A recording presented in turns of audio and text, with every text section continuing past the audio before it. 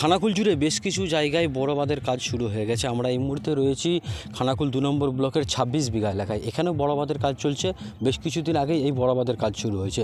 আপনারা জানেন, আমরা বারবার এই খবর সম্প্রচার করেছিলাম। এই বড় বাঁধের জন্যই চাষের সুবিধার্থে বিভিন্ন রাজনৈতিক দল রাস্তায় নেমেছিল। বিশেষ করে বিরোধী দল, এ রাজ্যের বিরোধী দল রাস্তায় নেমে প্রতিবাদ করেছিল যে সঠিক সময় যদি বড় বাঁধ বাঁধা হয় তাহলে চাষিদের উপকৃত হবে।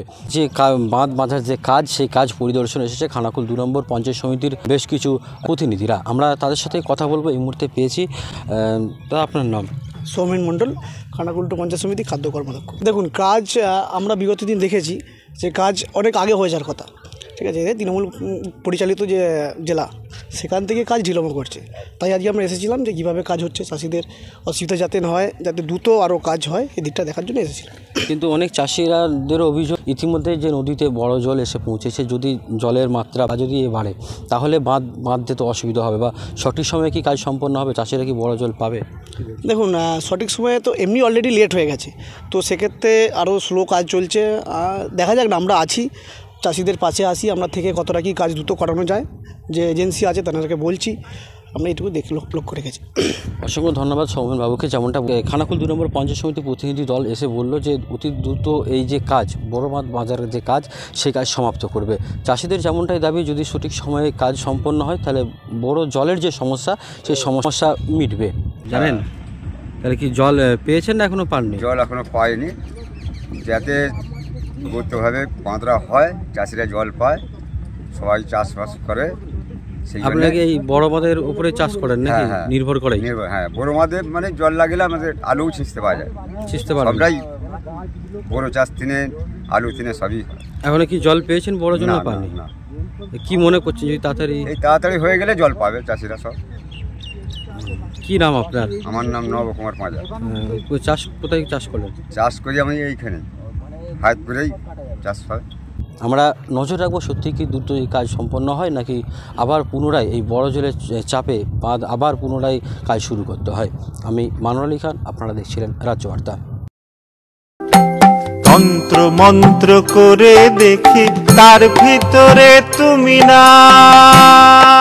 তন্ত্রমন্ত্রে আমরা বিশ্বাসী নই, মানব প্রেমে বিশ্বাসী। মানবতার বীজ বপনে 24 থেকে 28 জানুয়ারি আমরা আয়োজন করেছি আন্তর্জাতিক গোসাই পরবের। পঞ্চম বর্ষে তিঘুরির মাঠে পরবে থাকছে এদেশের পাশাপাশি বাংলাদেশ, রাশিয়া, জাপান সহ বহু দেশের বাউল পুকিরা। থাকবে পুরুলিয়ার ছোয়ের মুখোশ থেকে খোয়াইয়ের হাট, হস্তশিল্পের সম্ভার, বাংলাদেশের নকশি কাঁথা, পিঠে ফুলের স্টল। মানুষের মধ্যে ঈশ্বরের অস্তিত্ব খুঁজতে সামিল হন আমাদের সকলের উৎসবে।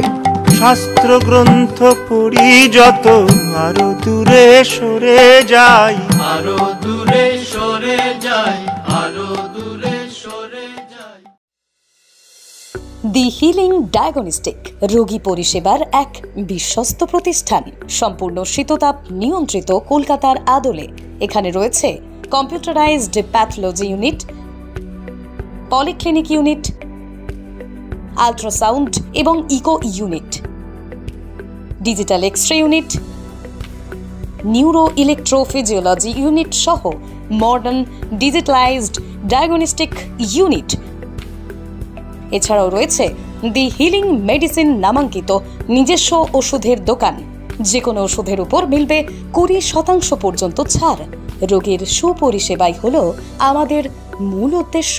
ঠিকানা ঘাগরপুর, খানাকুল, হুগলি। যোগাযোগ নম্বর 9564644000 অথবা যোগাযোগ করুন 9332009403 এই নম্বরে।